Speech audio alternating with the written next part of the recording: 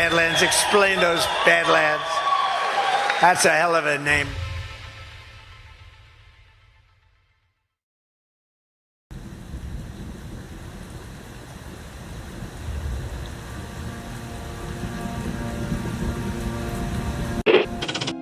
Mr. Vice President, I'm going off script again, I know, but I just want to personally thank you. We've been through some stuff. We've gone through some of the most complex military operations this country's ever conducted, and your steady hand and your leadership during those was a great source of strength for me. Thank you for your leadership. Thank you for your character. Thank you for your selfless service. Thank you for commitment. Thank you for being a mentor to me, Mr. Vice President. It's called the swamp. And you know what happened? And you know what I did? A big favor. I caught the swamp. I caught them all. Let's see what happens. Nobody else could have done that but me. I caught all of this corruption that was going on, and nobody else could have done it. Did I get that one right?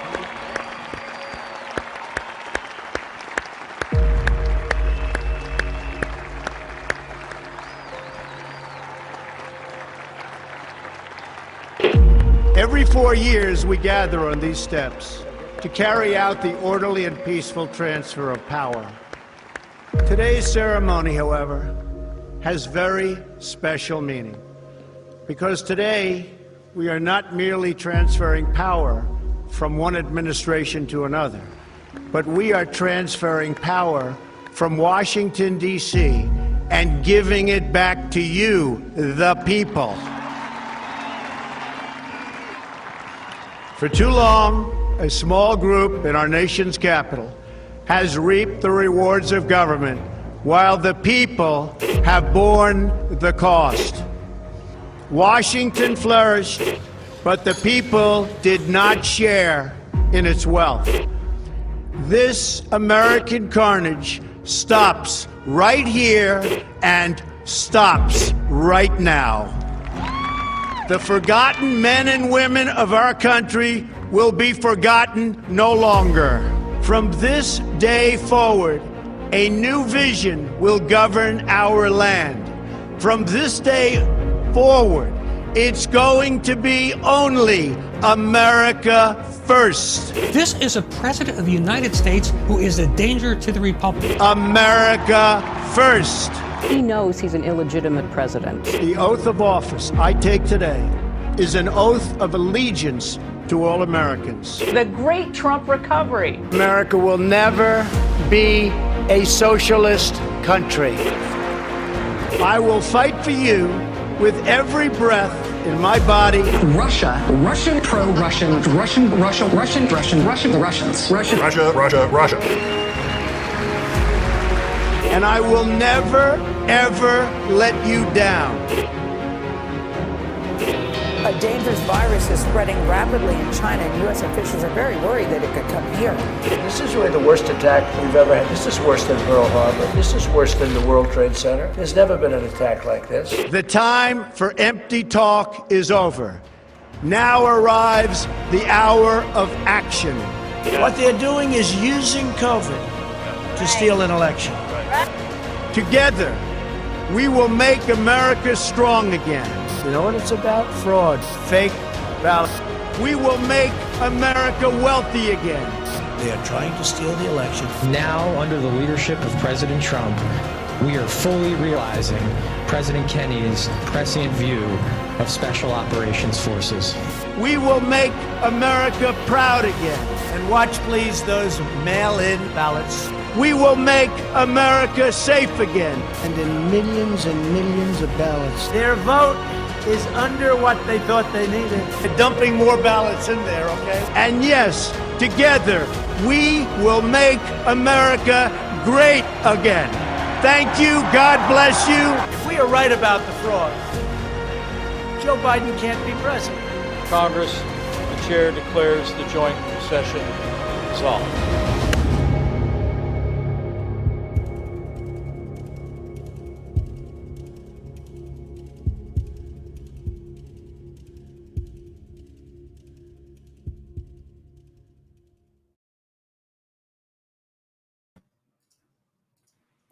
All right. Good evening, everybody, and welcome to the Saturday edition of the Devolution Power Hour.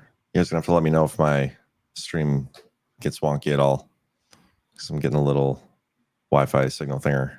Well, you're in the matrix construct right now, so Morpheus will have to let you know when you're fully resolved. Hey, if I'm in the matrix, you are too, buddy. I know it, and this is a work in progress, y'all. Sorry about it. I know that I don't look good with a white background. I've been told by several people. Can't be helped. I don't have the whole disembodied head thing going for me like Chris does, but everybody always says that. And so do I. Yeah. Everybody always says I look like a disembodied head when I wear black, but like I can totally see my t-shirt. It doesn't feel weird to me. It doesn't feel weird to me either. It's like we're on Pee-wee's Playhouse. And you're like that genie dude who says "Mecca lecca hi, Mecca hiney ho." Man, those were the days. They really were. Your Terry cultural references, man. It's a little before your time, John. Yeah, just a little bit. I always forget like how much younger I am than most of you guys until you say shit like that. That's like speaking in a foreign language. Yeah, but you probably watched like Dora the Explorer or something. I mean, I'm not quite that. I have watched it with my daughter. Oh, okay. But not quite that young. Thomas the Tank Engine. I'm familiar with that. I didn't watch that. John SpongeBob age. SpongeBob, yeah. I grew up on SpongeBob. Anyway, guys, should be a good show as usual on Saturday. We're gonna talk about the Russia story that we talked about on Wednesday as well, but I think it bears repeating, and I think it's worth a discussion with you two as well, because it is a pretty big story. And there's some other aspects that tie into that. That article you sent over, the Financial Times one, I think ties into this. There's a 2-pager that was put out by the ODNI that I think we should look at as well. And then that Trump Truth Social post where he says devolve, that's pretty effing fascinating. I think we should maybe even start with that one. But before we get into any of that stuff, Patrick, do you want to take us through our first sponsor? Oh, you bet I do.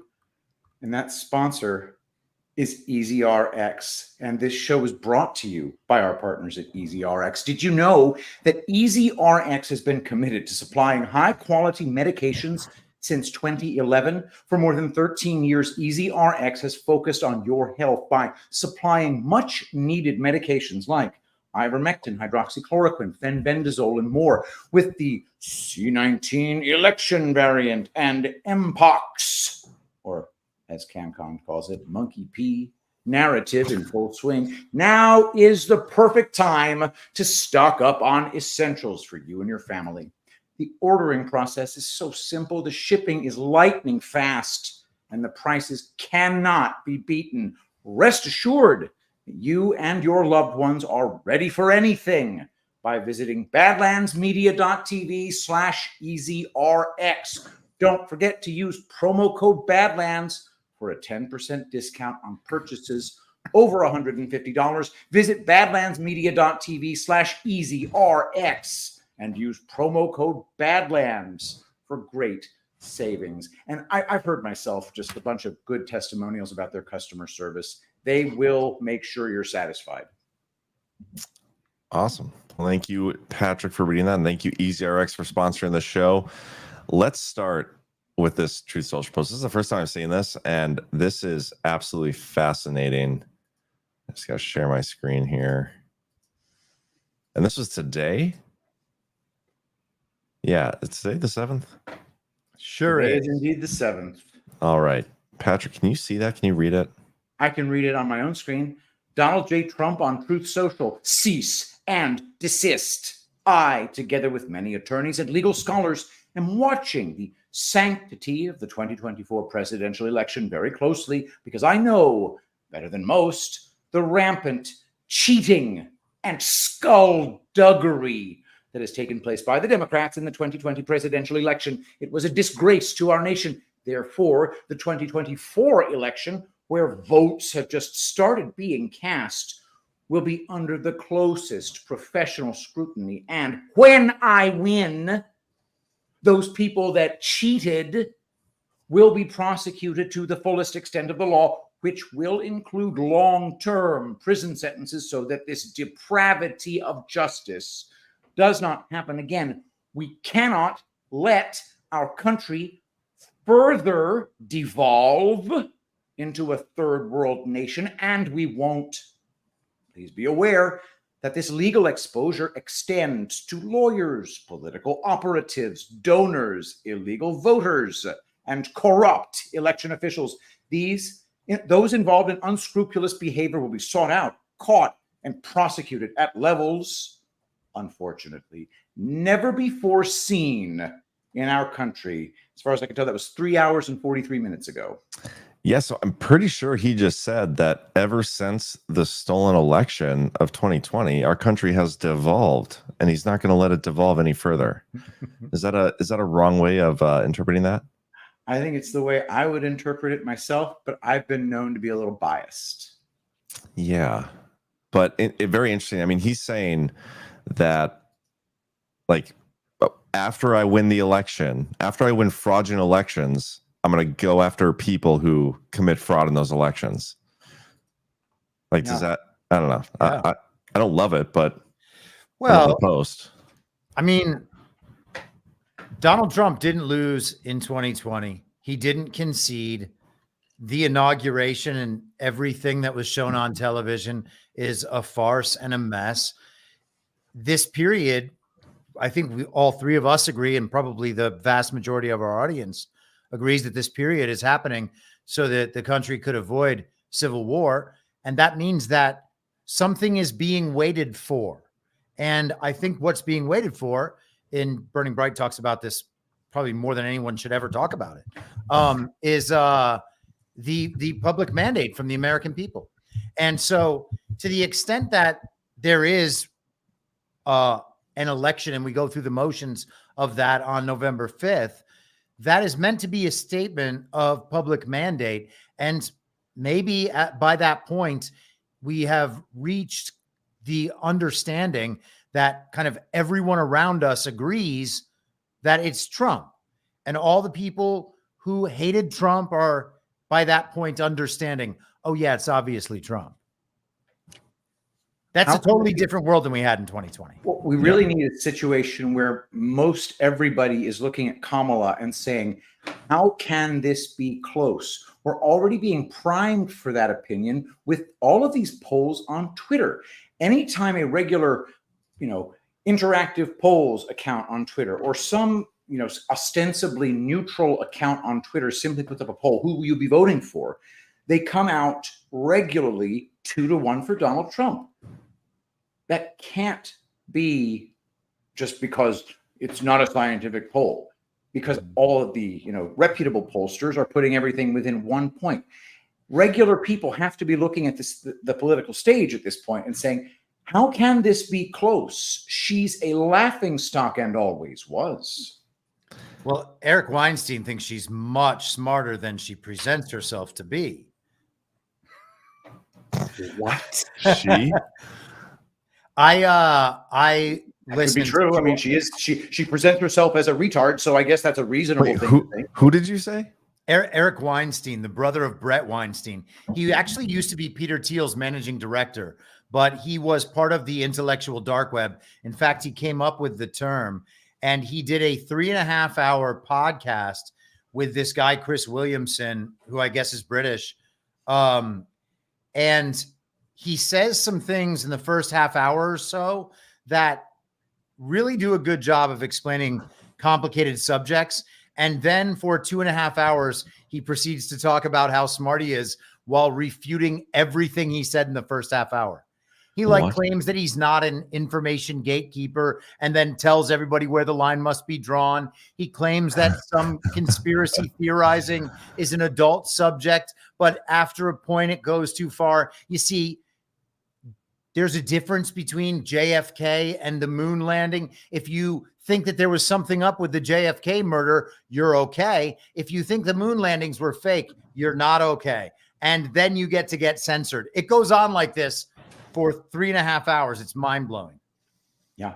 Gatekeeping behavior is something that I have gotten to a zero tolerance level. I've been zero tolerance for gatekeeping behavior for a long time. Now I'm at the point where I'm appalled when others don't have zero tolerance for it. Like when Tucker had that dude that I've never heard of coming on and say maybe Churchill was the bad guy, and Sebastian Gorka just started flinging his own waist over it. And it wasn't even him. The dude a Nazi. It was beyond the pale, and just this mob of virtue signalers on the right got activated instantaneously. Gatekeeping behavior. Oh, there's so many people that were pissed off about that interview. It was actually fascinating to see that. But with this Truth Social post, like it's contradictory of itself. Like with Trump saying, and this is why I think it's so fascinating, because we always come back to this discussion about the elections, and he is saying that our entire system, he's telling us in this post, our elections are stolen. They're fraudulent people. These are all the people in all the different ways that they're committing this fraud. But after I win in their fraudulent system, I'm going to take them down. That is not possible to me. That does not seem possible whatsoever. And so there's got to be more. Unless he can control the situation and stop the cheating at will. But also, prosecuting election fraud isn't a federal responsibility; it'd be a state responsibility. The elections are conducted by the state, so there are questions to be asked about. Okay, what mechanism would you use to do that? If you are actively working on behalf of a foreign entity to overthrow a federal election, to change the result of a federal election, I feel like that's a federal issue. It's a treason, isn't it? I mean, in a lot of ways, like it certainly should be, yeah. Yeah, no, and this is another interesting thing, and this could almost lead us into our next topic here: the foreign interference in election, foreign influence in election, like that terminology. Which, by the way, Executive Order 13848 is it expires on September 12th. Like, so that deadline is coming up here soon. It was extended on the 7th each of the last 3 years. It didn't get extended on Friday like I assumed it would, the day before the 7th. It's not going to get extended today. So maybe Monday, like very early this upcoming week, we should see that extended. But there was a question posed on Twitter, like, what happens? What's your theory if it doesn't? We'll address that once it happens, because I'm fully expecting it to be. But the whole foreign interference thing in an election has become almost like this buzzword used by the left. But they also tell us that interference doesn't exist. Like, our elections can't be stolen or interfered with and everything, but they use it to accuse Trump of all these bad things.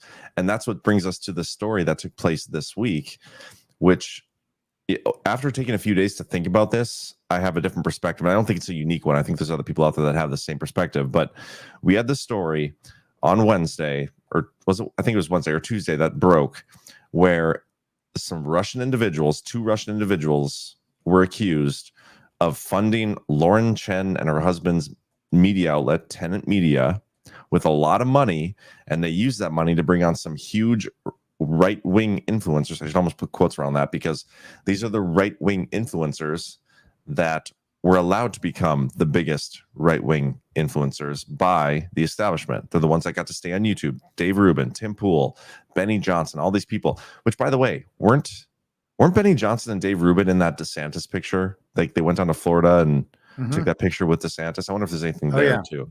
Yeah.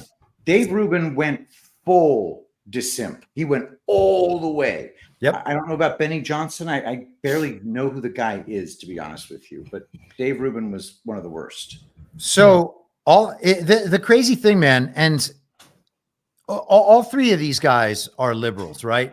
All of the big voices in the quote unquote conservative mainstream at this point, with all the big podcasts and everything that get shared all the time, are all liberals, like still liberals. Dave Rubin is a gay dad. He's not conservative. He's a supporter of the uniparty right.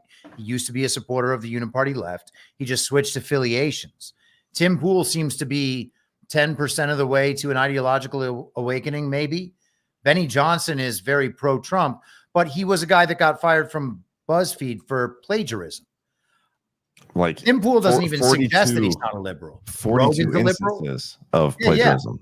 Rogan's a liberal. Both Weinsteins are liberals. It's insane. And then you move right over to the neoconservative thing, and conservatism is just, downstream and outgrowth of Trotsky. And so you've got Ben Shapiro and all the Daily Wire guys. And it's like, wait a second, all of you are like actually leftists. Yeah. Yeah.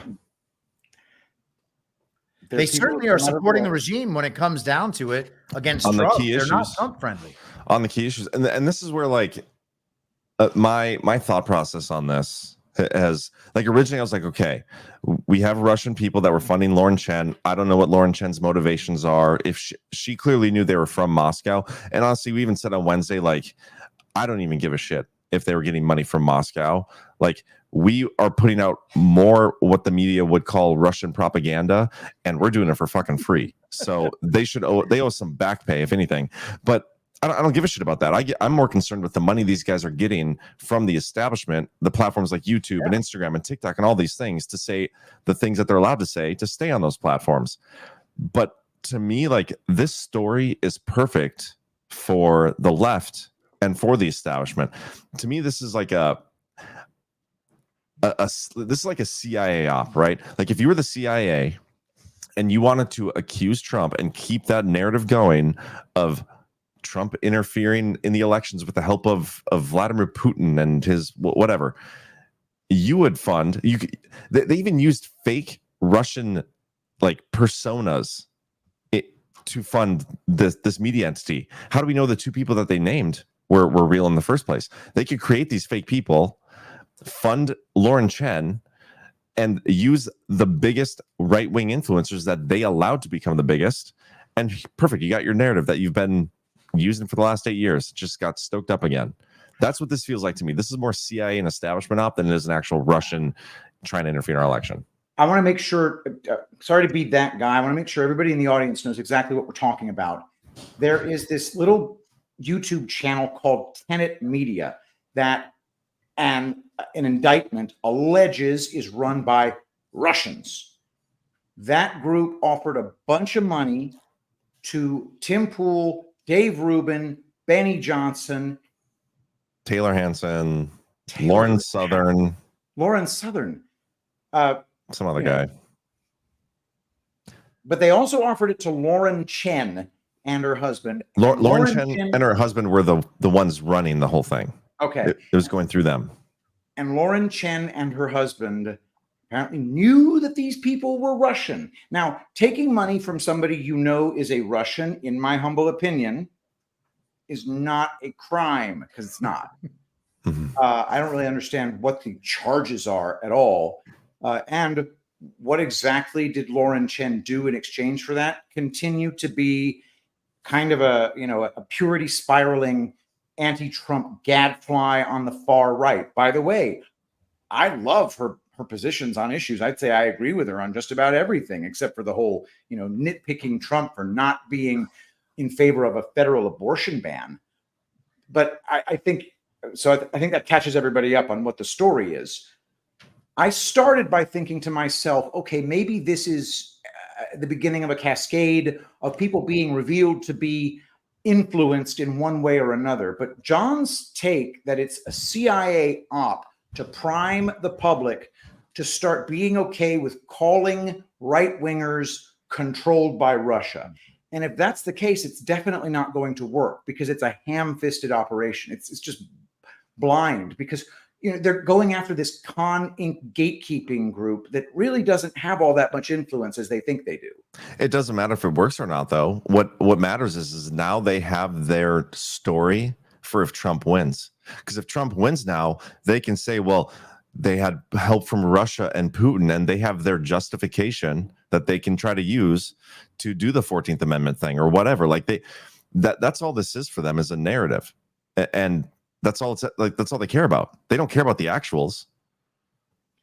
I'm totally with you. I'm totally with you about it being a narrative op. I think the one thing about the money exchange, I likewise don't care if somebody's getting funded by Russians. I mean, it's good that people know that, but the fact that they are taking money and that the people giving them the money are then going to have input on the content, that's a red flag automatically in my book. We don't have that. Go ahead. Can I comment on that? Because Sure. I did read through the affidavit. I didn't finish reading through the actual indictment, but the indictment was more focused on like the IP address squatting and all that stuff. And so that's what makes this story even more interesting. The indictment is IP address focused. Like they got all these domains and they were trying to use that stuff to whatever. This other thing came out separately, and I have it here. It's like 30 some pages, but the influence that they had was very minimal. One of the people that was doing the funding was like helping edit stuff, but when they would try to like get these influencers to even like retweet Tenant Media more, like the content more, like once a day, they're like, well, that's not in our contract, so we're not going to do that. That's also just hardcore, cold-blooded influencer as a business stuff. Yep.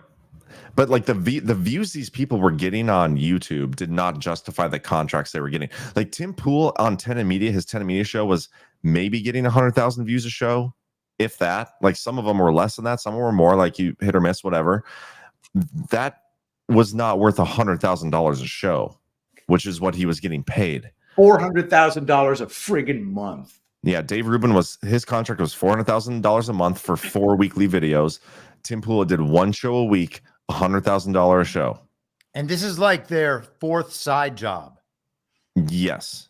Yeah. Each one of which pays millions of dollars a year. Yeah. People don't understand how much money these guys get to gatekeep information and to pretend to be like what conservatives say. And, I was going to mention this in the Eric Weinstein part of the conversation, but I constantly remind like my audience on my show that the censorship thing is not just us not being able to speak. It's the rest of the conversation not having this information as part of it. So no one can analyze it. No one can think of those ideas unless they come to them on their own, but they won't come to them on their own because every idea that is foundational to the things that we talk about has been barred from that conversation. You actually have to seek it out to be able to even think about these things. So to the extent that any of these answers are right, they are totally cut off from these people, which means that everything they can say is in the realm of only wrong answers. Only wrong answers. Guys, we have 25 people watching on YouTube right now. Just to give you an idea of the difference between being approved and being unapproved, YouTube has perfect control over who gets promoted. By the way, we love you on YouTube. Algorithm. YouTube is a black hole for people like us, and it turns people like Tim Pool into friggin' oligarchs. Because here's the thing, like YouTube gets, Rumble has like what, 5% of the audience YouTube gets. And so if you're going to YouTube, you're 95% of the population, whatever, going to YouTube and you want your right-wing conservative content, you're going to be fed people like Tim Pool, Dave Rubin, and Benny Johnson. And I know we talk about this a lot, but I literally cannot stand. Tim Pool said, talking about voter fraud is voter suppression. And it's like the stupidest, most annoying fucking thing anybody's ever said. But that's who's allowed to be on the platform. And this is why we harp on this so much, is that's an issue. That is an issue. That's what we're up against. Like, I can't imagine if we had an actual even playing field, what it would be like. But anyway, this whole thing, it's part of the narrative. And let me show you this from the ODNI. This just came out a couple days, maybe even yesterday. I think it was Natalie Winters who broke this story, or first talked about it, whatever. This is from the ODNI. It's their 60 days until the election update. And I want to, let's just read through this first paragraph, Patrick. Mm-hmm. All righty. 60 days until election 2024. Election security update as of early September 2024. Foreign actors are increasing their election influence activities as we approach November. In particular, Russia, Iran, and China are trying by some measure to exacerbate divisions in U.S. society for their own benefit and see election periods as moments of vulnerability. These actors most likely judge that amplifying controversial issues and divisive rhetoric can serve their interests by making the United States and its democratic system appear weak. and by keeping the U.S. government distracted with internal issues instead of pushing back on their hostile behavior in other parts of the world. Okay, and then this is where it gets so funny. So the definitional difference between interference and influence, they use this to their advantage because they will tell us that there's been no actual interference in our elections, and they define that by like nobody's gone in and manipulated the numbers in the voting machines, which, by the way, that's not effing true. Yeah. But then they'll harp on the influence part, like, yeah, foreign actors are trying to influence the way people perceive things about certain issues, and they're trying to create division. And this is what they are saying happened in this interference case, like the intelligence community. But then the media will run and be like, Russia is trying to interfere in the election on behalf of Trump, and they're using right-wing people to do it. And so they almost get to both sides of the issue. And that's what's stupid. Let's read. Yeah, let's just read this next paragraph here. No efforts to interfere in conduct of elections. To date, the IC intelligence community has not observed any foreign actors seeking to interfere in the conduct of the 2024 elections. The IC and our partners, however, continue to monitor foreign actors' influence efforts, seeking to uncover any activities that could enable election interference, especially cyber or physical disruptions of election infrastructure. The interagency election security community assesses that it would be very difficult for a foreign actor to manipulate election processes at a large enough scale to impact the outcome of a federal election without detection by intelligence collection, post-election audits, or physical and cybersecurity monitoring of the decentralized and diverse election infrastructure across the country. Isn't that funny? It would be impossible for them to manipulate the election on a scale large enough to impact the outcome of federal election without detection by our corrupt intelligence community, the post-election audits we don't get to actually have, and the physical and cybersecurity run by freaking CrowdStrike and entities like that and CISA. So, yeah, guys, we're in safe hands there. Yeah. It's that we couldn't even imagine a case where it would even be possible to hack the election. And that's what they said over and over again after 2016. Hacked our election. Think about the category error that represents. But category errors can be used on the ignorant. And I like to think that the people are not as ignorant as they were in 2016. But if you say hacked the election, but you just mean put out some dank memes, which is what that can mean in this context. Yeah. Well, and here, so this last paragraph is where it becomes kind of political, because I read the Zero Hedge article on this first, and they were like, yeah, the IC says that there was no interference, even though they pushed this thing. But right here, they talk about, as you saw this week, as they further demonstrate Russia is continuing to interfere with our elections. You want to give this little bullet point a read, Patrick? Absolutely. We're talking about Yep. And then we'll be done.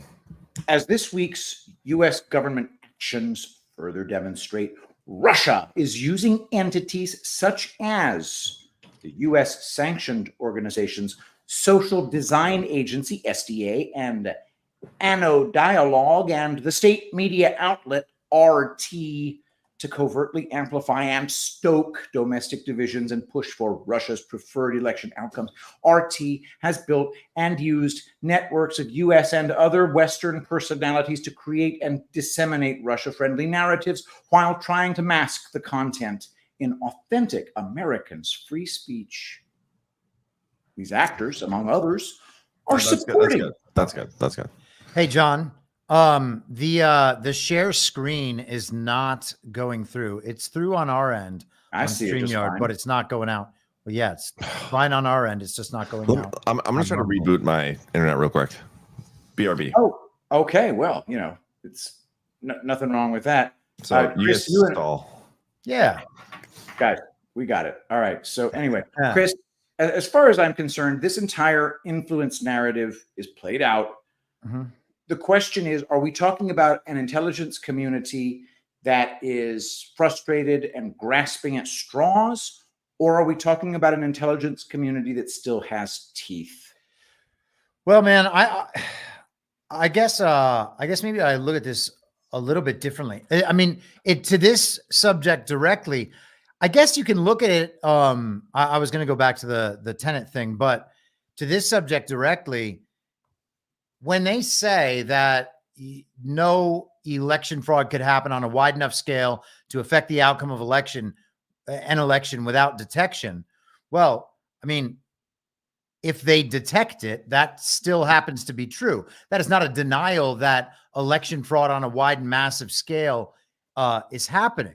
It could totally be happening. They're saying there's no way anything like that could happen without us seeing it, which if we had a different mind about what we were reading, we might take as the sort of thing where, and I'm sure the leftists do take it this way. They're like, oh, well, that's very pacifying. We've been saying for the last 4 years that elections are safe and secure. Nothing bad could ever happen. And here they are reassuring us that they certainly would have detected it if it had happened. Well, they haven't told us that they have detected it. Therefore, it didn't happen.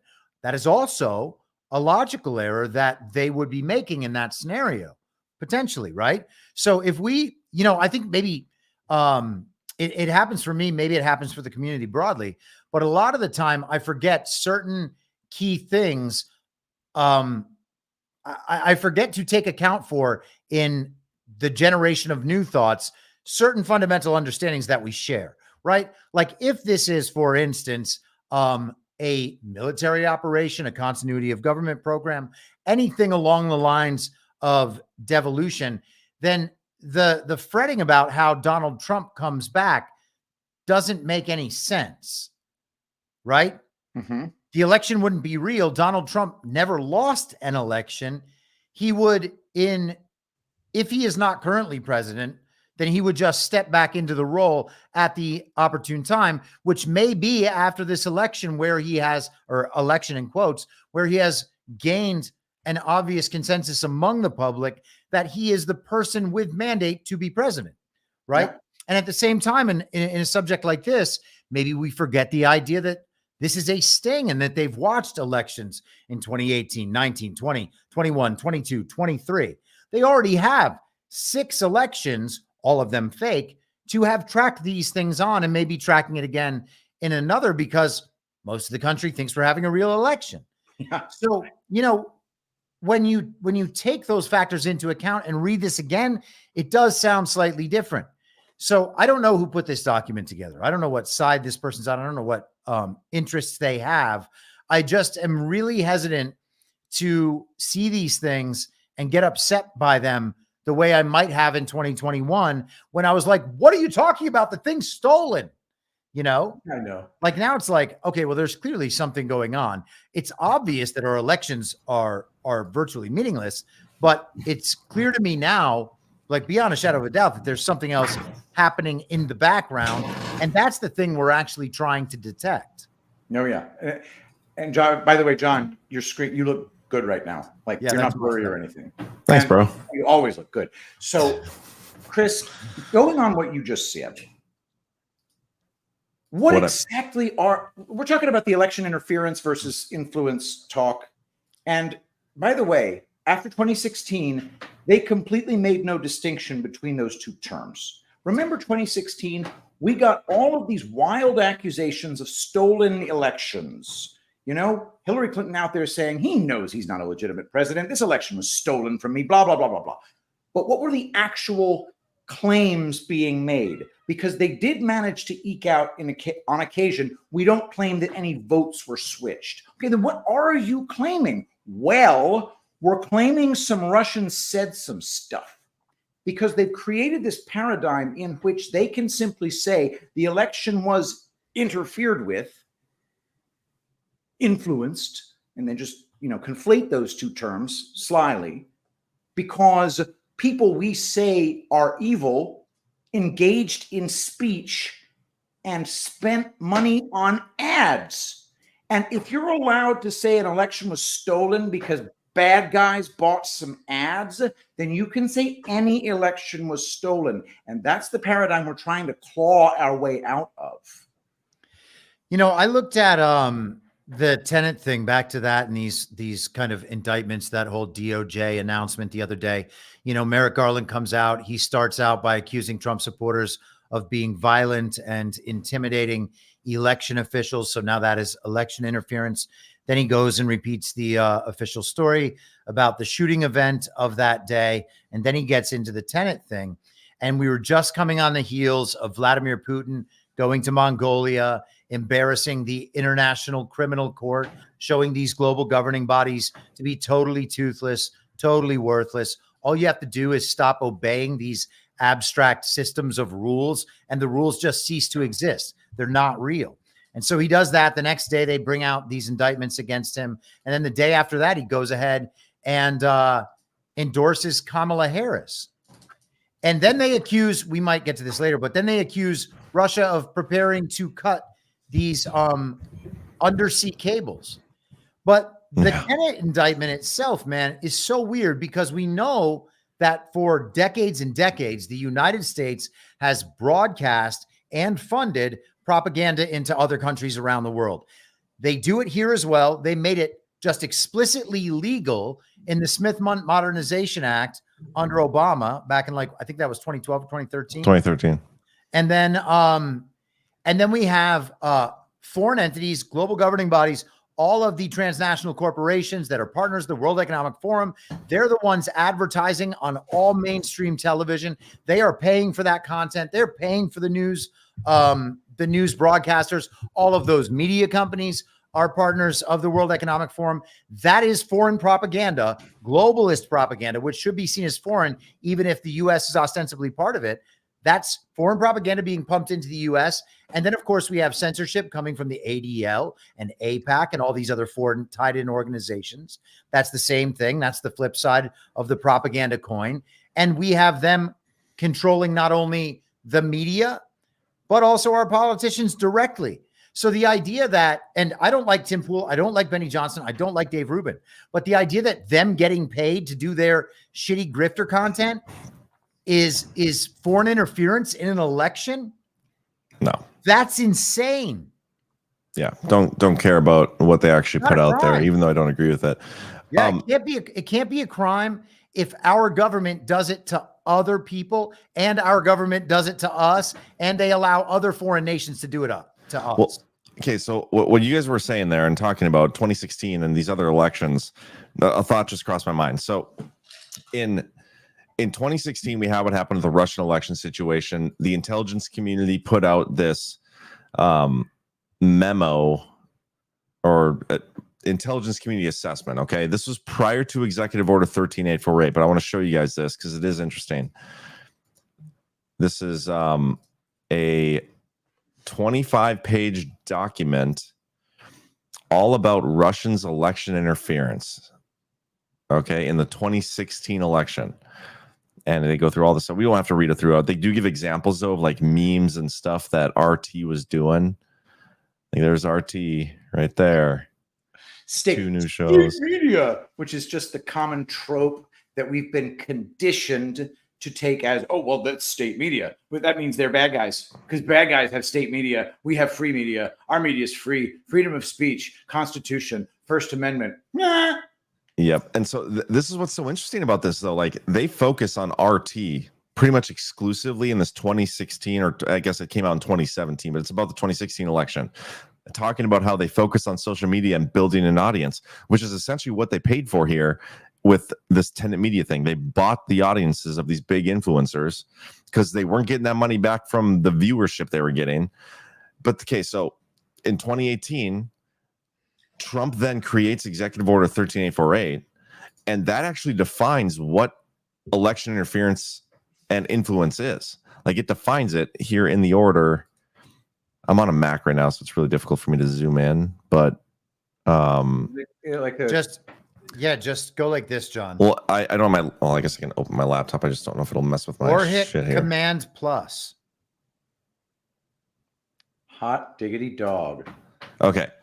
So foreign interference defines it. Do you want to read this, Patrick? This is from Executive Order 13848. Section F. The term Foreign interference with respect to an election includes any covert, fraudulent, deceptive, or unlawful. Can you scroll down to F for me? Oh, did I move it? Yeah. You made it real big this time. Too big for my screen. Oh, there shoot. we go. Hold on. There we go. All right. Anyway, so includes any covert, fraudulent, deceptive, or unlawful actions or attempted actions of a foreign government or of any person acting as an agent of or on behalf of a foreign government undertaken with the perfect purpose or effect of influencing, undermining confidence in, or altering the result or reported result of the election, or undermining public confidence in election processes or institutions. John, that's overly broad. Right. It certainly is. So now let me show you this. This is from 2020. Let's get to the right part here. 2020. Okay, so this is the definition again, the two definitions of election influence and election interference. Executive Order 13.848 gave the one definition. It doesn't actually define influence, but here in this 2020 assessment, they define it. And then the interesting part comes after 2022. Okay, so let's read this real quick, and then I'll show you 2022. And part of the reason I think Trump actually issued Executive Order 13.848 right now, what I'm thinking, is he wanted to define this so that they couldn't specifically do this again, even though they used it. But read this paragraph right here. Okay. For the purpose of this assessment, election influence includes overt and covert efforts by foreign governments or actors acting as agents of or on behalf of foreign governments intended to affect directly or indirectly a U.S. election, including candidates, political parties, voters, or their preferences or political processes. Election interference is a subset of election influence activities targeted at the technical aspects of the election, including voter registration, casting and counting ballots, or reporting results. And so this came out it would have been 2021. This was released by, what's her name? Gina Haspel? Haynes, DNI Haynes. Okay. Avril Haines. Okay. Yeah. Biden's chick. The executive order doesn't actually define election influence. It just defines election interference. They come out in this thing and define them as two separate things.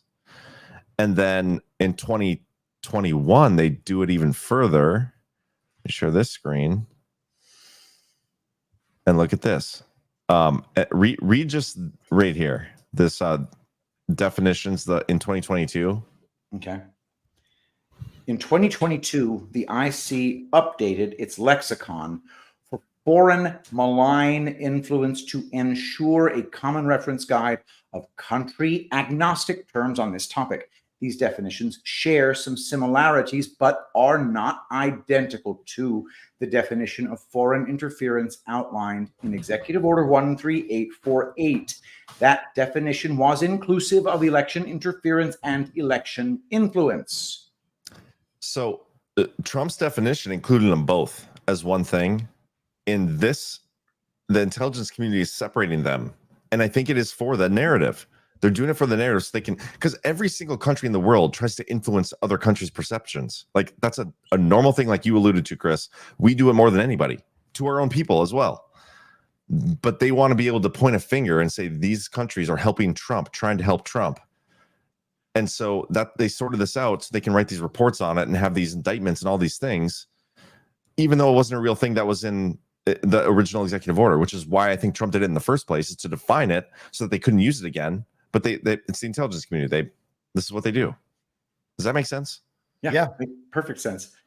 They want to make sure that they can say, okay, definitely influence is taking place here. And they don't have to say it's interference in the election. Yes. I don't know. You know, when it comes to stuff like the tenant media thing or the censorship online issues, I don't know what you can do to stop any of that. And I don't believe anything should be done to stop it. Like we need to get to the point where we can I guess, consume information in ways that make these sorts of things not a problem, because the problem is not going to stop existing.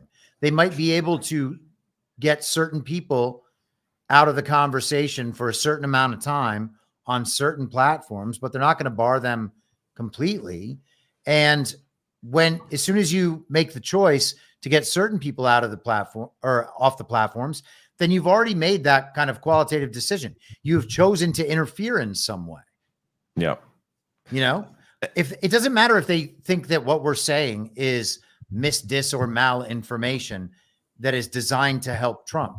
This is what we think. And if it helps Trump, then that is an acceptable result of the conclusions that people would naturally reach listening to us. But we're not getting paid to help Trump, right? Even if we were, how is that in any way a crime? And yet we have an indictment. That's the part I'm curious about. Well, we have an indictment under a fake administration's attorney general. But here's the thing. In this weird COG devolution, whatever it is, period. But Chris, indictments still have to cite a statute, don't they?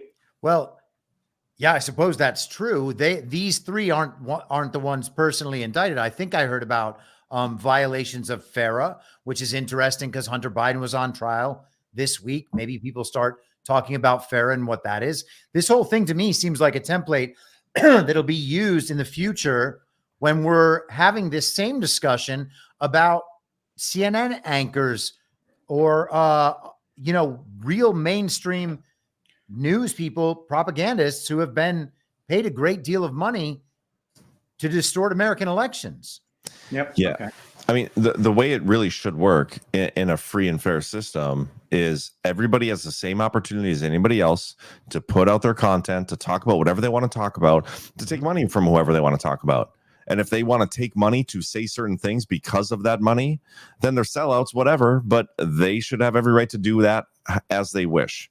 Yeah. But the fact is they take certain voices off the internet. And so we don't have that fair chance to say what we want to say and reach as many people. And those people don't have the same opportunity to take in and consume that content from us. And so it's total bullshit.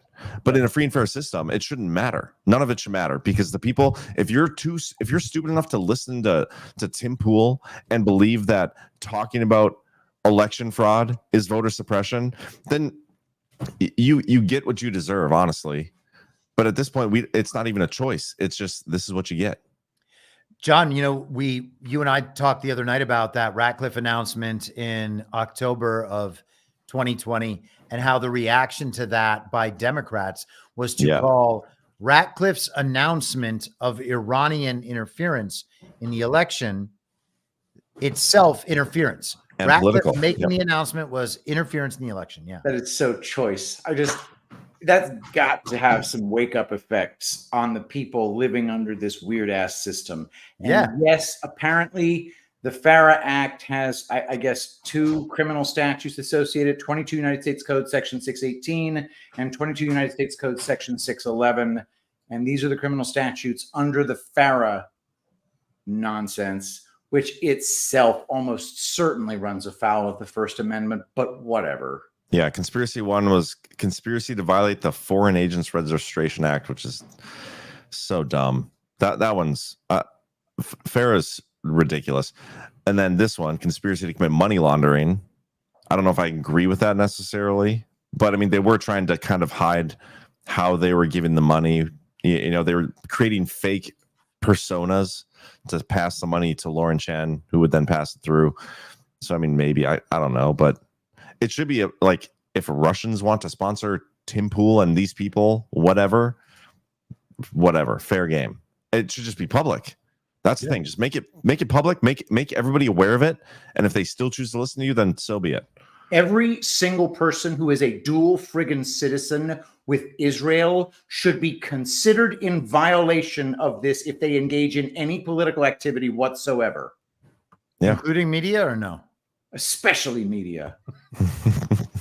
Well, I mean, listen, man, that's an interesting conversation.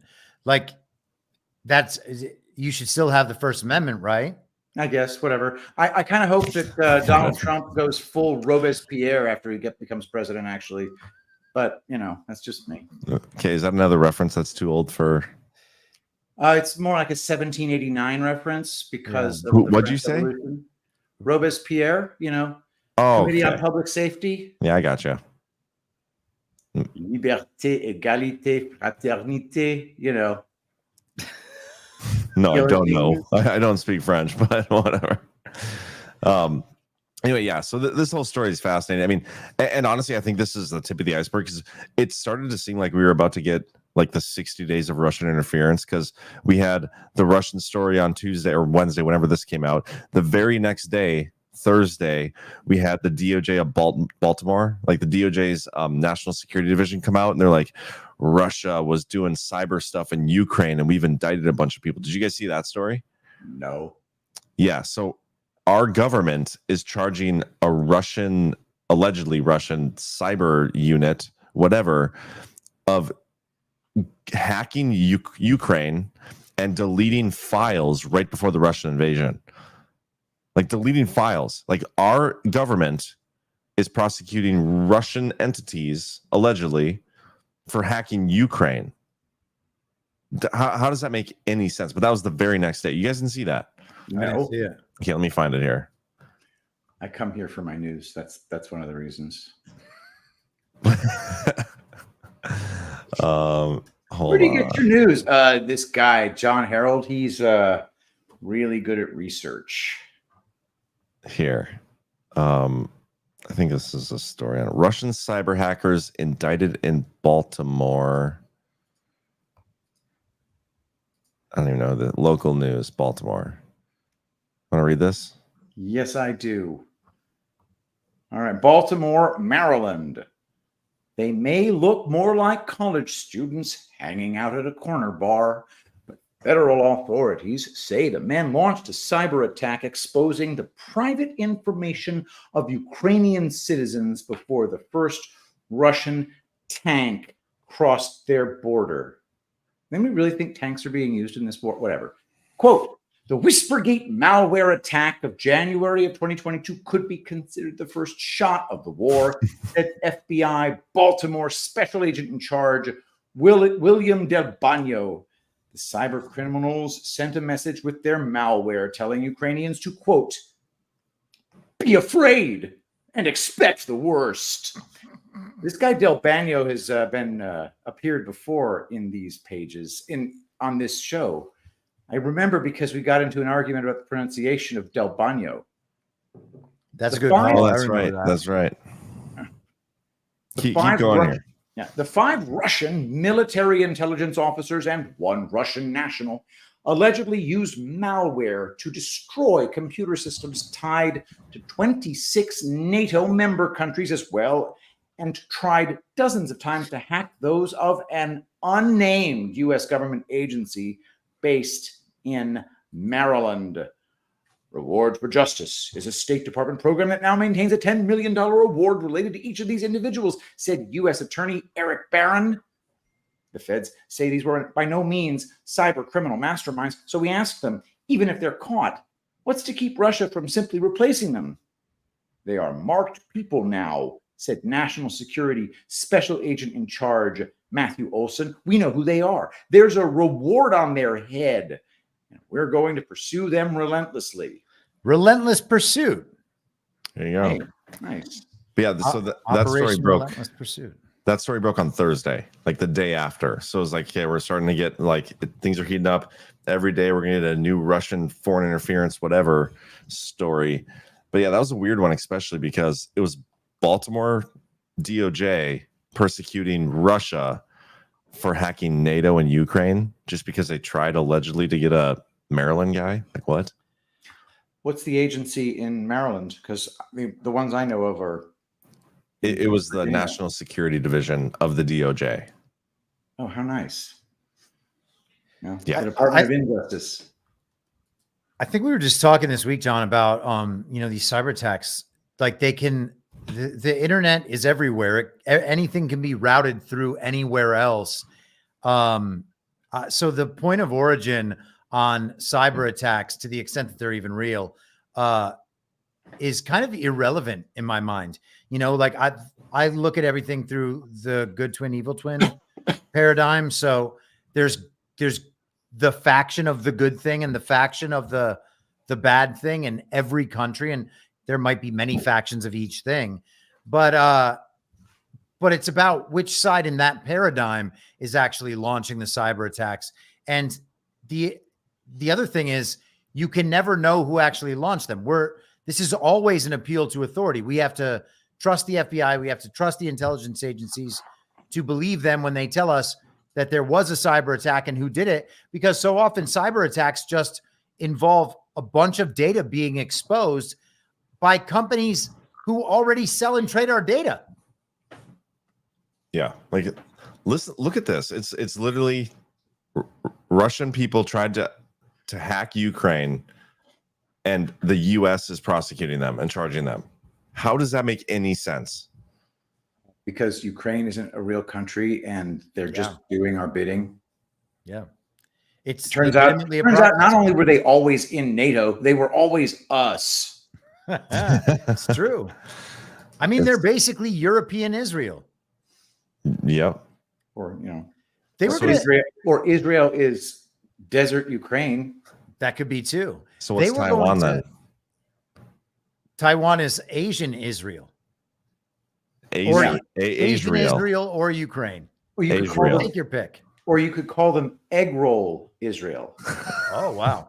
Like that. Okay. That could go on a t-shirt. They were thinking about making an Israel in Madagascar too. Seriously. Awesome. Like back in like the 1930s. Yeah. Wow. It's crazy, man. Like, it's just so stupid. Like, our intelligence community, I think I agree with Trump, like, just needs to be totally disbanded and start from scratch, or transparency. I don't know what the answer is, but we just blindly believe everything they tell us about all these hacking situations. And every single one of these things could be totally fabricated. Yeah. And we don't question it. We don't know any better. I mean, some of us question it, but. Man, that's what set me off about that Russian fleet that goes out and like hunts these undersea cables. They're going to chop them off. It's going to cut off our comms, our electricity, and our banking, and also Europe's electricity. That's how much is connected to these undersea cables. And when that happens, it could also happen just by the people controlling them flipping switches off. But when that happens, we have to know that it's Russians and it happened at the bottom of the ocean. So we're never going to actually discover any sort of evidence. It's just the Russians. I mean, honestly, it sounds like something Elon Musk and Starlink would do to boost sales. Hey, man, something like that's going to go down sooner or later. And people at that point will be panicked and realize, hey, maybe it's time to switch over to that new system that's been around for a while.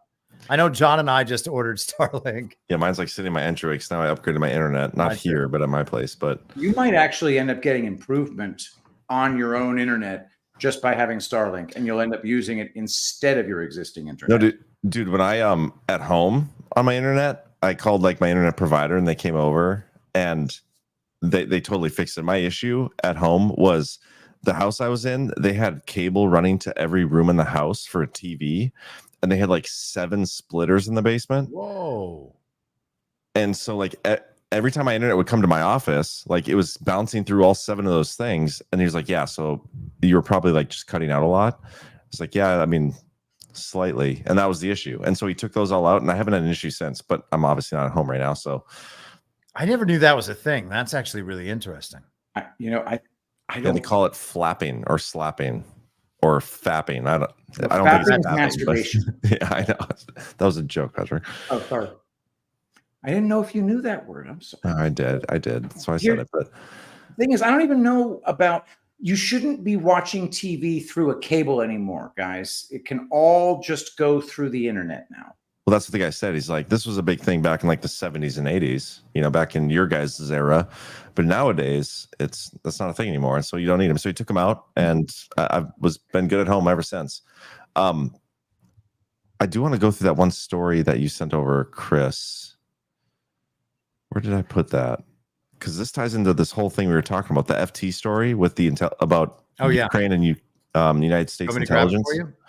I think I got it here. Yeah. Okay. Let me just put it up. It's the little archive link. Yep. Okay. Can you guys see this? We certainly Yes, I can. Can the chat? There's only one way. I hope so. Okay. But yeah, this is interesting. It ties in to kind of everything we've been talking about the intel community tonight. Let's give it we won't read the whole thing, but let's read some of this, Patrick. From FT, Bill Burns and Richard Moore. Intelligence partnership helps the US and UK stay ahead in an uncertain world. When they get to dictate the intelligence, I'm sure it does. Technological advantage is key to ensuring the special relationship maintains its lead. Bill Burns is director of the U.S. Central Intelligence Agency. Richard Moore is chief of the UK Secret Intelligence Service. 2 years ago, we celebrated 75 years of partnership. 75 years since the CIA was founded in 1947. Big year, that.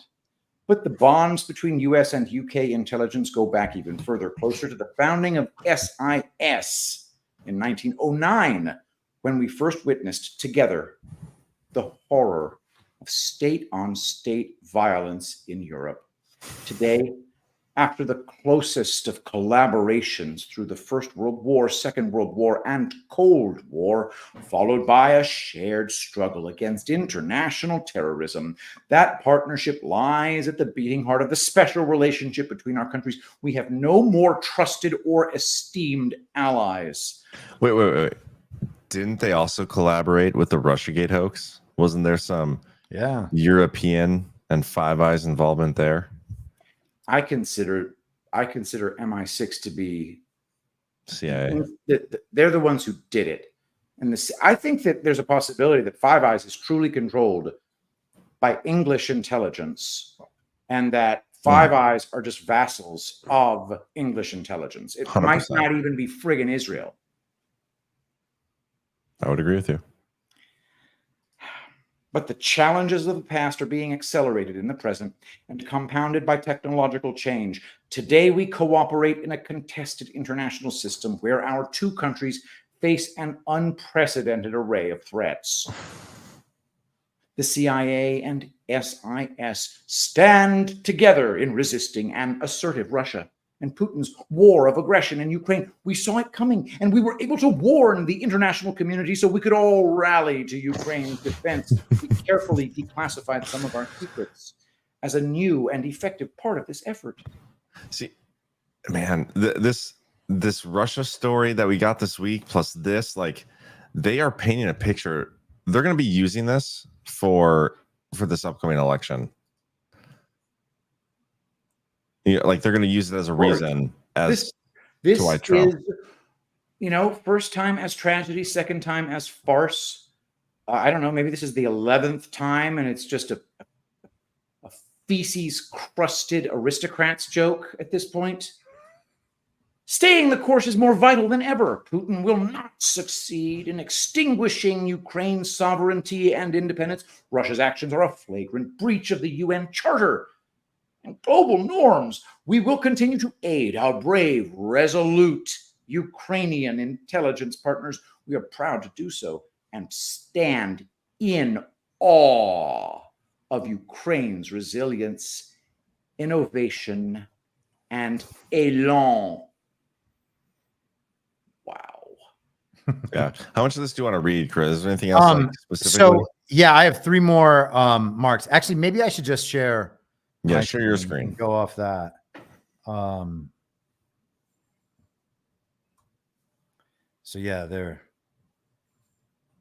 Oh wait, is it not up? There we go. All right. Let me just do the green stuff. Yes, Beyond sir. Ukraine, we continue to work together to disrupt the reckless campaign of sabotage across Europe being waged by Russian intelligence and its cynical use of technology to spread lies and disinformation designed to drive wedges between us. The balls on you sons of bitches saying that.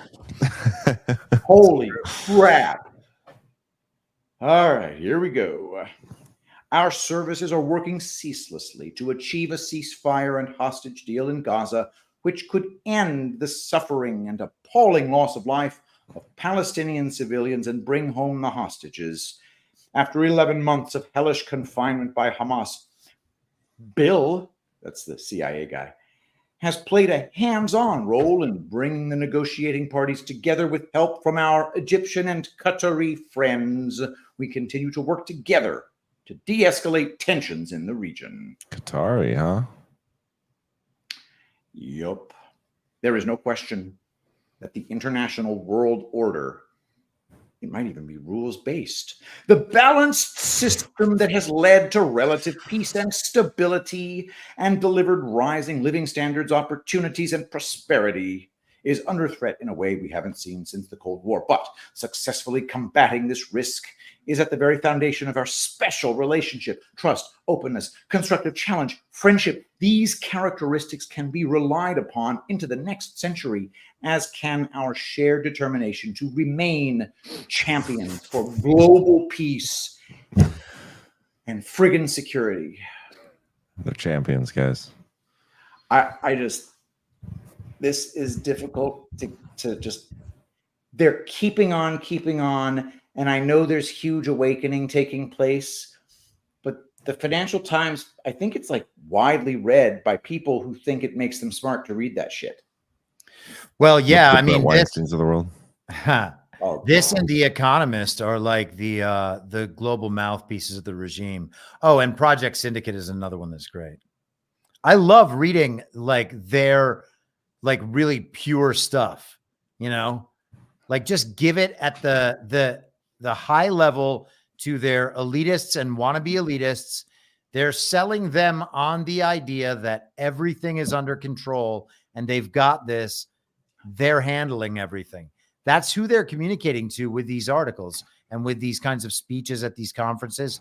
This is a Financial Times conference that they're attending. There's this sit down. I don't know how long it actually ends up going. I kind of clicked in on it at the end of the live thing and it was impossible to figure out, but I think I'm going to watch this tomorrow. Well, it's interesting how they're talking a lot about now Russia creating this, you know, what, using technology to divide America and divide all these allies, whatever.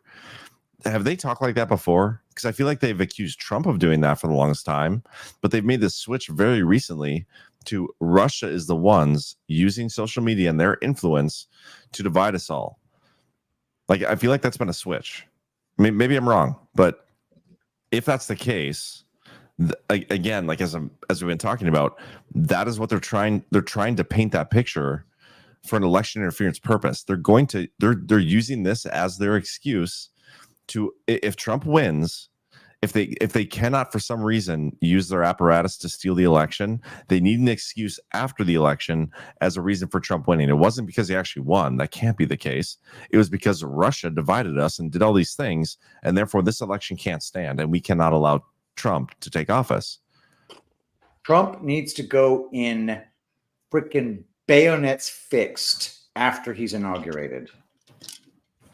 Man, from a hothead like me to offer advice to a master strategist and tactician like Donald Trump. God's sake, man, pull the trigger on these scumbags. Dictator, day one. You want to hear something funny? I forgot to mention this earlier when we were going through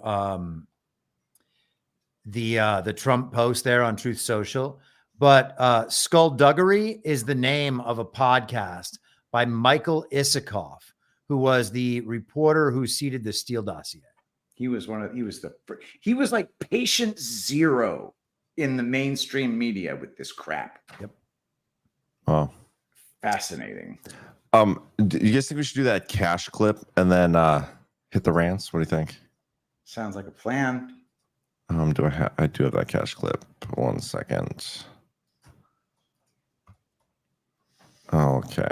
There's also a really good Kamala clip too. I'm into that. listen to that. She's starting to grow on me, dude. I was really missing Biden, but she's really awesome in her own sick way. Right. There's some great clips from the Trump speech too that are like a minute long that I think are probably worth it. All right. If you want to send them in the private chat. What do you think, LB knocked? Wait, what? I did. Go ahead. Okay. October surprise. I think it's in the works. I've always said this. Look, I think that no member of the Biden family will ever go to prison. This tax trial that Hunter Biden's now underway is a total sham and a fraud. He should have been charged with multiple serious felonies years ago. Not to mention the fact that he's already a convicted felon. But Daddy is going to save him. He's never going to do a day in jail. And I think the horse trade will be, I'm going to, Joe Biden, leave or retire. You, Kamala, are going to take the reins. And once the election is over, you're going to pardon my son and my entire family and myself. Because remember, presidential pardons aren't just retroactive, they're prospective. So if you pardon someone, you pardon them for the entirety of the conduct that you put in the pardon paperwork. And I've always thought that that was going to be some way, some deal of the horse trade, because if you can count on Joe Biden to do one thing, it's to save his family from all this illicit conduct that they have been caught in. And he can do it with the stroke of a pen. Well, that right there is very interesting. He says you can count on Joe Biden to save his family from all of, this corruption or whatever word he used that they've been in. I wonder how retroactively we should think of that. That is interesting. The switch thing, it wouldn't surprise me at all. There's been this, I can't remember who it is, but one of these posters out there has like this, these metrics, like the 12 things you need or 11 things to become president. And they're just like checkboxes. Like you need, being an incumbent is one of those things. And magically Kamala being the president for even like a month makes her technically an incumbent and therefore gets that checkbox and makes her that much more likely to win. So wouldn't surprise me. She's a fake incumbent, so that wouldn't be quite the same. What are I think there's 13 check boxes that this guy Lichtman put together. Yeah, that's it. Yep. And I don't know what they are, but they're all, if treated, I suppose that the check boxes, if treated objectively, you could look at it as a pretty good gauge as to whether or not somebody would win a real election that we don't have in a real system that we don't have. We for a government where no government either, just mobsters abusing us. Yeah. So that idea about the Joe Biden being taken out, isn't that kind of we were talking about the October surprise that Bob Woodward hinted at when we were at GART. And I think there was an article maybe in The Hill or something. Someone suggested that Biden would be taken out and replaced with Kamala at that point. I guess we'll find out. That would make her 47, and Trump would have to say, okay, I want to be 48 now. Well, oh shit. None of them are actually presidents. Yeah. I know. I don't Trump would be 45 and 45. Quite a long time, actually. That's possible. Well, and speaking of Trump, we got some clips here. Which one should I do first here? The first one in the Truth Social, I think, is the first of those clips. Yeah, I don't think it necessarily matters. Is it this one? Yeah, that's a good one. Yeah. Citizen who's sick and tired of the parasitic political class in Washington that sucks our country of its blood and treasure. November 5th will be your liberation day. November 5th this year will be the most important day in the history of our country, because we're not going to have a country anymore if we don't win. He's got the bulletproof glass up in front of him now. Yeah. Day in the history of our country. That is interesting. Like, so he had the bulletproof glass. Was he in Pennsylvania not long ago? Is this like the second or third time he's done it? And prior to that, like the last time he had bulletproof glass was on January 6th. Yeah. I don't remember him having it. This might be the second time since January 6th. But I do remember that glass on January 6th. It didn't occur to me at the time, but many months later, I thought to myself, Not only would glass be useful for preventing bullets, it'd also be really good for projecting a hologram behind. Oh, damn. Interesting. I haven't thought of that before. Was that the only one? No, there's another one in the chat here, and then there. And then I actually again. What's that? Okay, you know what? Here, let's do. Oh yeah, that's right. You ducked out. Let's do this. This one I can just share right onto. I also just thought that clip was interesting because he was talking about the parasitic political class in Washington, D.C. And it made me think of that video from, I guess it was, 2016? This video will get Trump elected. Yeah, remember that? Oh, here it is. Yep. The coolest video ever. First in the world. Under the Harris-Biden regime, your government imported murderers, child predators, and serial rapists from all Can you turn it up?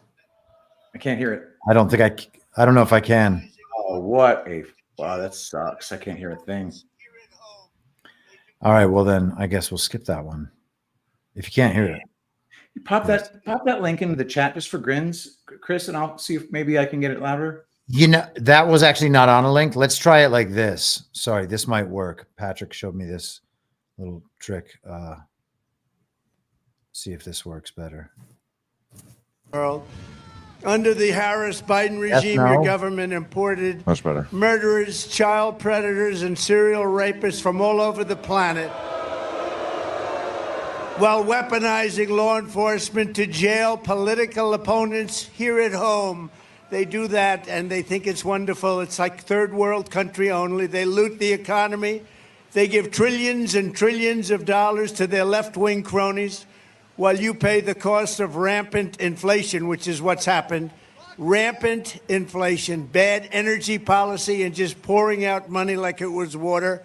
They run your country for their own power and profit while erasing your borders, assaulting your freedom, indoctrinating your children, and selling your jobs to China, Mexico, and all of these other foreign lands. But with your vote this election, their lying, cheating, thieving, hoaxing, and plotting will come to an end. It's going to come to an end. Interesting. He was going off today.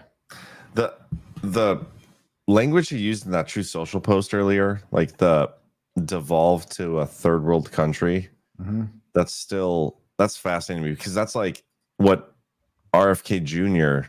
basically said, the devolution of America, right? And now Trump is starting to use that. And I think we even talked about that. It's like, you know, if Trump starts talking about that, I wonder if that's probably coming, like the devolution of America. I hope it is, because I mean, that's what's happened. Yeah. It happened in 2020. Yeah, definitely keep an eyes on that. Yeah. Let me play one more hilarious, not even hilarious, kind of, I guess, just revealing Kamala Harris quote. She got asked, she went to that spice shop and embarrassed herself and everyone, as she is wont to do. And then she did this. She answered, she communicated her feelings about being endorsed by both Liz and Dick Cheney. Honored to have their endorsement, and I think that what they both, as leaders who are well respected, are making an important statement that it's okay, and if not important, to put country above party. And I'm honored to have their support, and I think it's an important statement right now. A lot of what I think is happening, and I was just talking with some folks here in Pittsburgh about it, is that people are exhausted about the division and the attempts to kind of divide us as Americans. And them stepping up to make this public statement, I think, is courageous, but also for people like the folks I was just talking with, it really reinforces for them that we love our country and we have more in common than what separates us. It's a talking point, the division of America. Yeah, it's totally, and that appearance is obviously totally scripted. That's insane, though. That's just the uniparty just coming out and saying, you guys all like us. We're the solution. Look, you wanted us to be nice to each other. We're being nice. Check it out. But it's them not like now you can see it's clearly coordinated with it's the campaign and the intelligence community. It's the division of America. Who's causing it? It was Trump, but now it's Russians because it's election season, and we need to use that talking point for a reason. Not sure what it is yet, but it's got to be post-election shit. Because if the division stuff doesn't matter if Kamala wins, Kamala wins. There was no interference, there was no influence. Kamala just won. But if Trump wins, that is their excuse. Division of the country, just like they've been doing this entire time. They've got a fairly finite set of rhetorical tricks in their bag, especially when you've got somebody of, well, let's face it, limited faculties in Kamala Harris. Oh, she's so stupid.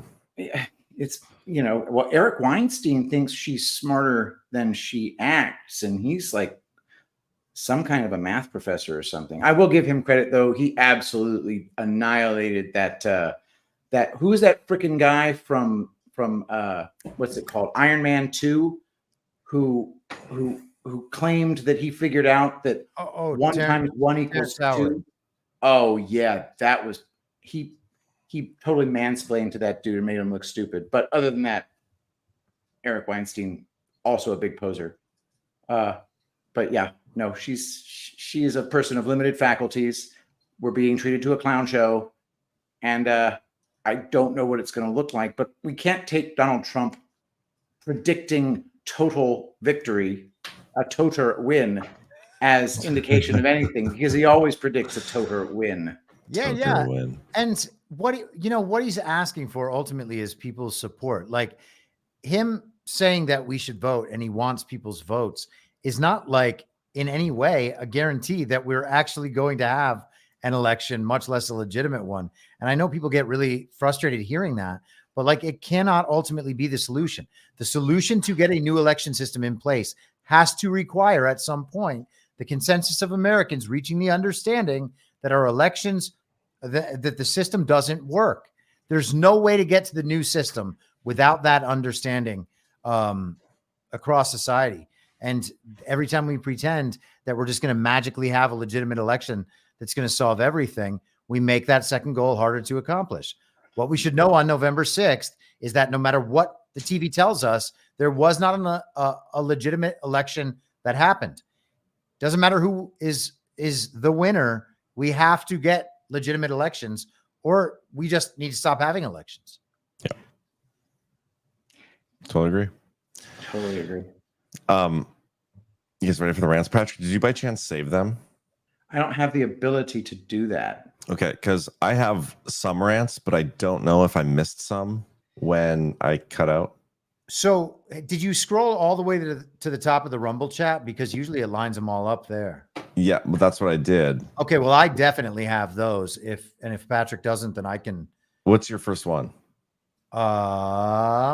It is Wedged Gravy, $10. Have you guys seen JP Sears interview Kamala? Funniest shit I've seen in a long time. Interviewing, I'm assuming, a Kamala impersonator. No, it's Kamala, but it's like spliced together. So it's like he's asking a question and I have seen it. It's hilarious. By the way, guys, hit that thumbs up. Don't forget. And Patrick, did you want to mention? You bet I do. I have a rather important public service announcement. Now, I don't want to alarm anybody, but we have had really amazing results from the Zeolite Extra Spray, which you can get at epicminerals.net using promo code Badlands. But I want to just put out as a public service announcement, the Labor Day sale was incredibly effective. We sold a lot of units. As a result of the success of that, we expect an interruption in the supply of the Zeolite Extra Spray that will last about a week and a half. So if you are running low on your Zeolite, place your order today at epicminerals.net. We have exactly 17 bottles left. So please only buy them. Buy one, please, because you don't need more than one for now. And then you wait a week and a half and then you buy more. But if you're running low on your Zeolite and the effect of detoxifying the metals from your body, it's just changing people's lives, as you know. Go to epicminerals.net. We're charging full price because we're not trying to like cause a run on them. We've got 17 units left. And no, that is not, I didn't just pick that number. It actually is 17 units sitting in a crate right here. So go to epicminerals.net, use promo code Badlands for 10% off. And every time you use that promo code, 25% of the sale goes directly into an account to pay Badlanders salaries. And guys, we are not chosen by the algorithm. There are about 19 people watching on YouTube right now. So that extra money certainly does help. epicminerals.net, promo code Badlands. We have 47 on YouTube, actually. My bad. So we're liars. Those are the Or greatest worse, 47 people on YouTube, period. 48 now. 48 now. But Ooh, nice. Yeah. Anyway, I do have a couple of these rants here. I think I'm with you here. Denise Antu, is that your next one? Chris? Well, for whatever reason, all my Rumble rants just disappeared from there. And now the chat is like 10 posts long. I have no idea what just happened. I could just, I scrolled to the top of it and I could just read them starting. good. With Okay, gravy. do that. Oh, yeah. Do that. Okay, wedged gravy, $10. Have you guys seen JP? just read that one. Okay, sorry. Now do the next one. Denise Antu, $1. Patrick is against gatekeeping unless he's the gatekeeper. JK, love you, Patrick. Love you back. And yes, that's true. Keith O'Higgins, $2. If Lauren Chen is involved, are the press afraid to call it what it is? Yellow journalism. Boom! She's only half yellow. She's Canadian, isn't she? Her mom's white. Only half journalism, too.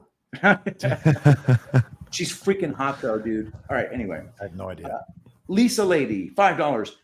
Patrick, I just had surgery, ankle and Achilles rebuilt 3 weeks ago, and I have been using Rainfall, and it has healed the scars. They're very light. Doctor is amazed. Yeah, they're scar-reducing agents in Rainfall. Vitamin E oil is one of them.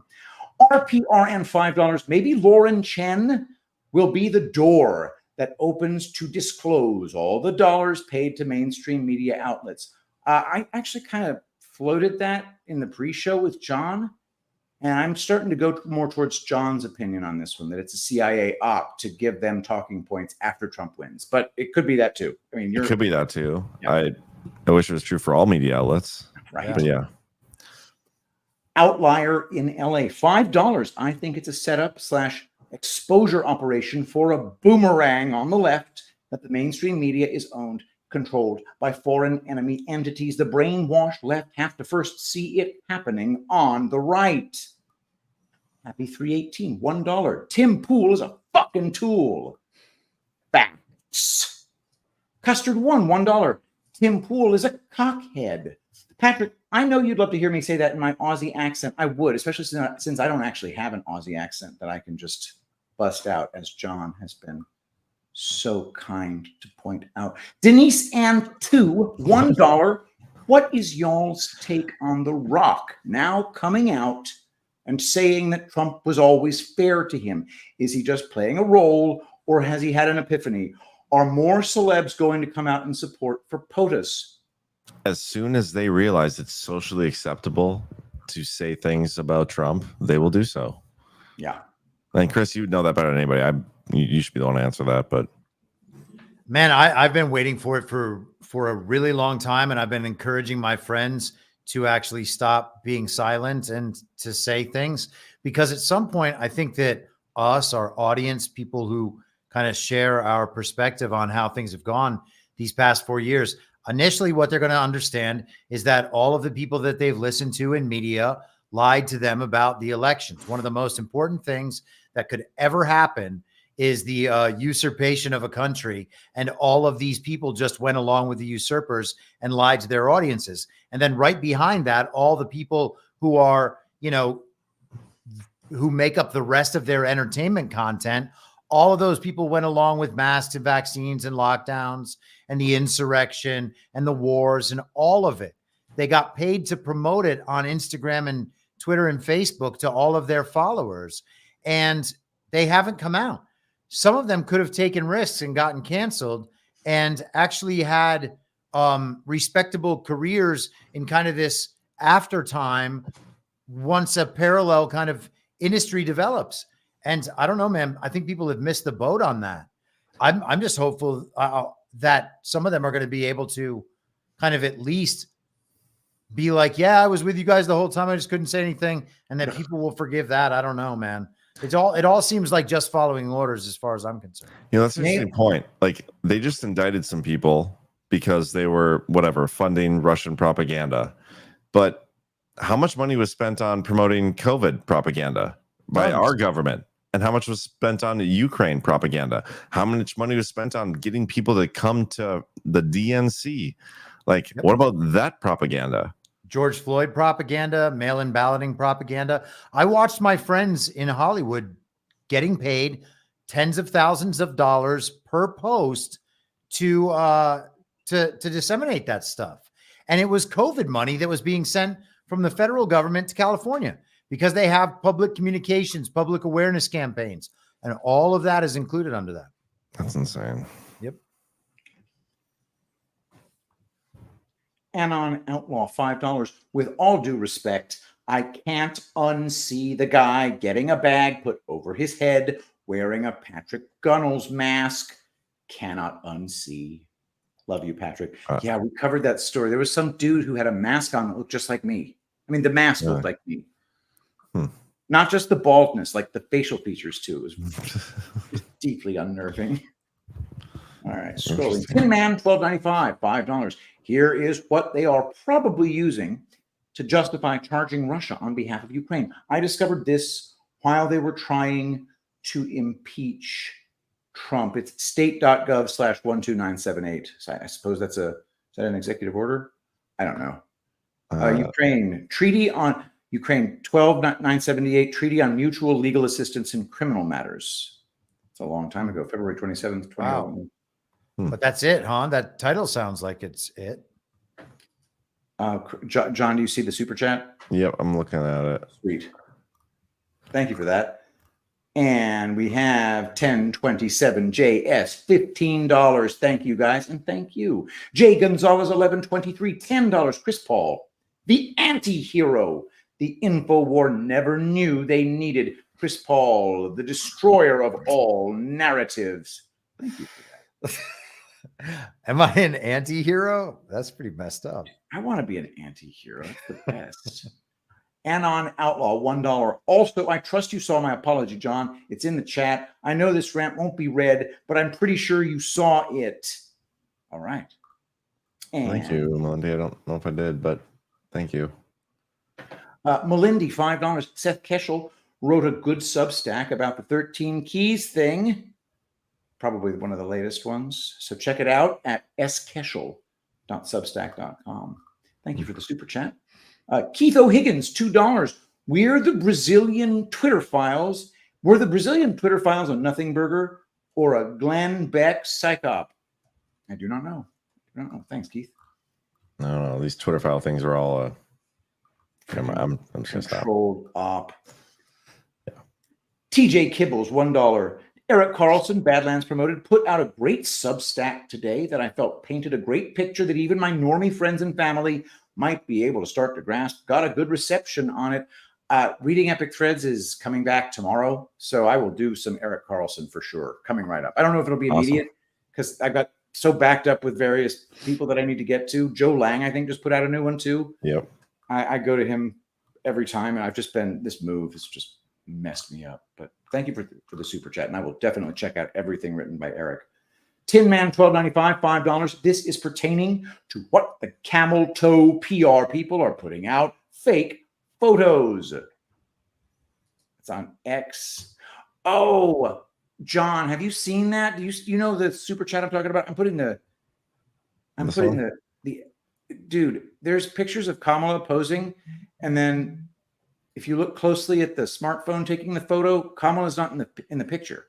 Come on. What?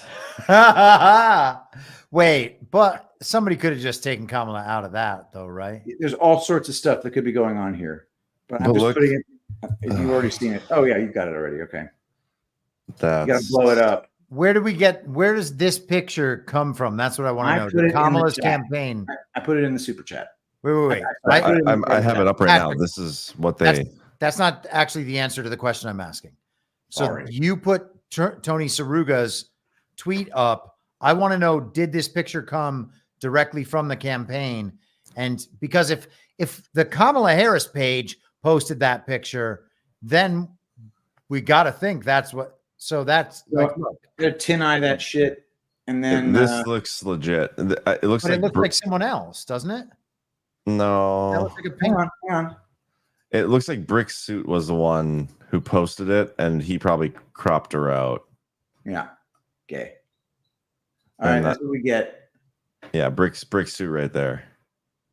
Because it is she in that picture? Yeah, I don't know, man. I want to crawl over this photo, find out its provenance, and then go from there. What the? Okay. Wow. I think Brick suit was. Look, there's Tony Sarugo saying Brick suit was having some fun at Kamala Chameleon's expense, but there were multiple versions with totally different people with different lighting. Nothing organic about what happened in that shop. Fair enough. Now check out this Tony Saruga character. Seems like a decent follow. All Let's right. keep reading the rants. I certainly shall. Thank you, Tim. Thank you, Tin Man 1295. I continue to scroll. Wedged gravy, $10. Will the zeolite make my balls shiny? Wedged gravy, it will definitely drain the microplastics out of your balls. So, Should get some testimony from Michelle Obama on that. right? Good one. Bitty Shrimp, $10. Dearest comrades, thank you for producing the approved content. Compensation of 900. No, dearest comrades, thank you for producing approved content. Compensation of 900 rubles enclosed. Hoping we can continue this arrangement. Thank you very much, Bitty Shrimp, for the Russian shekels. I heard Russians were paying much more than 900 rubles. I know, right? All right. Next, Keith O'Higgins, $2. If Lauren Chen goes down, does that mean she's a Caucasian? Keith. I see what you did there. And let's see. Okay. Mesmerist, $9. Hey, Patrick, I just tried to buy Zeolite, but you don't ship to Western Australia. What the?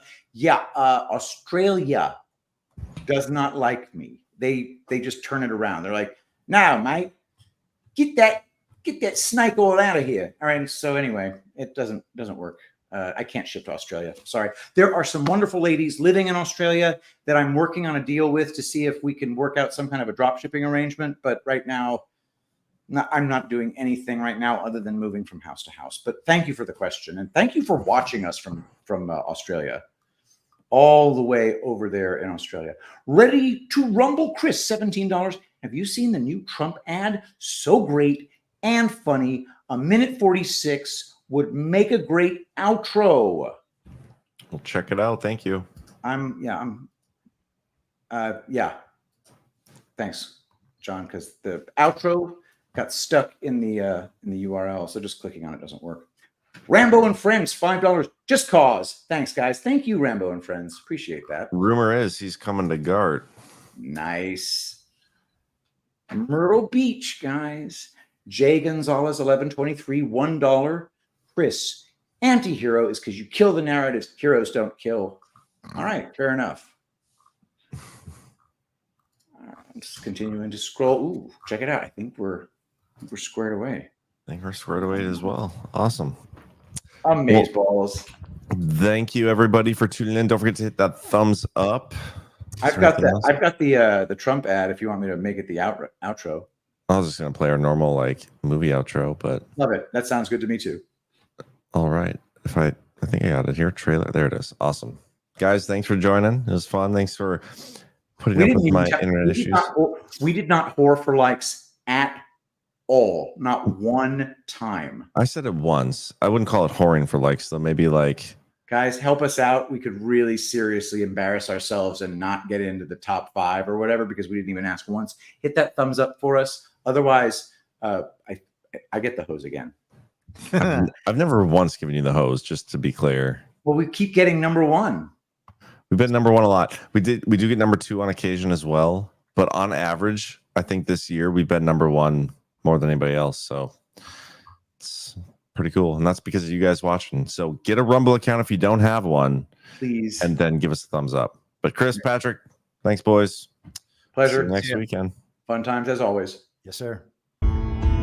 Witness the motion picture event that is being called fucking Amazeballs.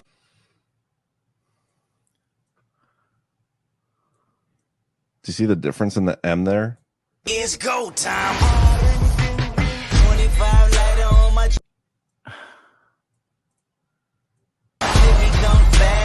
You got a seriously weird ass way of looking at shit. If you look at the waviness of the little flag that comes out of the R is wavy. The one in the first hump in the M is not wavy. It's just a pure arc. Does that make sense? We want to warn our viewers that these are extremely graphic images. Give me a second, dude. This is more autistic than I've ever been before.